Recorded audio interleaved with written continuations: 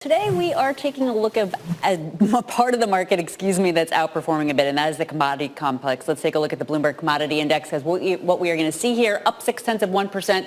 This is the S&P 500 futures, well off the lows, but still down about 0.4% on fears that a phase one trade deal may not get done. And the big winner for the commodity complex, interestingly, around those trade fears, oil up 3%, really breaking a losing streak, and behind the strength for oil, stronger than expected. U.S. inventories. There was a big drawdown for a key storage hub.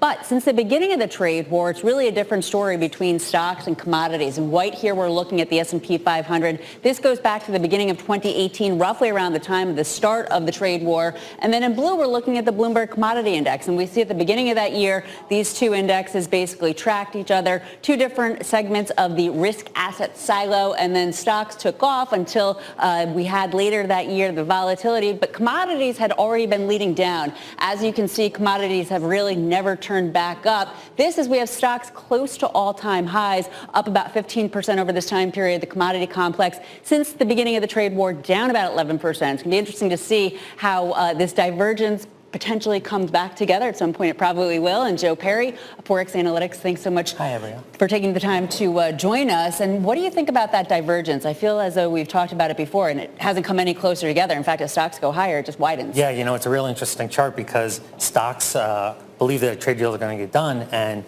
the commodity markets are obviously more affected by that because of one of the agriculture that goes into the index, but they're moving lower and they are waiting for it to get done, down the line, hopefully by the end of the year, or maybe not. So if a deal does get done, you think that we'll see the ags pop and then commodities will come back higher? Well, they'll be in more demand, so price should go higher. Got it. So you want to take a look at, because you did used to trade currencies and futures, let's put them together and take a look at the Canadian dollar futures. Sure. Well, this is the Canadian dollar. You typically see the Canadian dollar move with crude oil. So if you're taking a look at crude oil, we saw the last couple of days that it was down 5%.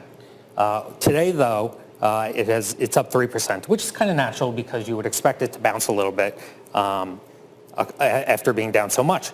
So today we're looking at this. You could see that since 2017, it's been in this symmetrical triangle right here. And actually the 200-day moving average goes right through the middle. And it's not a surprise that it's coiling right here, right at the 200-day moving average. And it looks to break through one side or the other. And it may break lower from here, given that we have the resistance right above with that 200-day moving average right there. Okay, so you are a seller of the Canadian dollar futures, and since you're saying that they trade in a similar fashion to oil, not surprisingly, you're also a seller of crude oil futures. Right. But what I'm stunned by is the charts do appear bearish for 50, but you're saying we're going well below 50. Right, well, if we take a look at this chart, you can see here from the beginning that we broke out of this inverse head and shoulders going back to last year. We went higher, and we retraced 61.8% of that level, and then we started moving lower again. Since then, we moved sideways. Now, right here, when we had the drone attack on Saudi Aramco, we had the bid up, but they came right off, and they formed a flagpole for this eventual flag that we have right here. And it did break lower yesterday. Could be a fake lower, but it traded back in. We were down 5%, like I was saying. We're back with 3% today. You could enter lower looking down here for 46.5, and then you could put a stop somewhere up here above this top trend line, which would be probably around 58.5 or so. So you're bearish on Canadian dollar futures, you're bearish on oil futures. Next time you're back, we may have to talk about lumber. All right. Joe Perry of Forex Analytix. Thank you so much for joining us for Charting Futures. Caroline, back to you.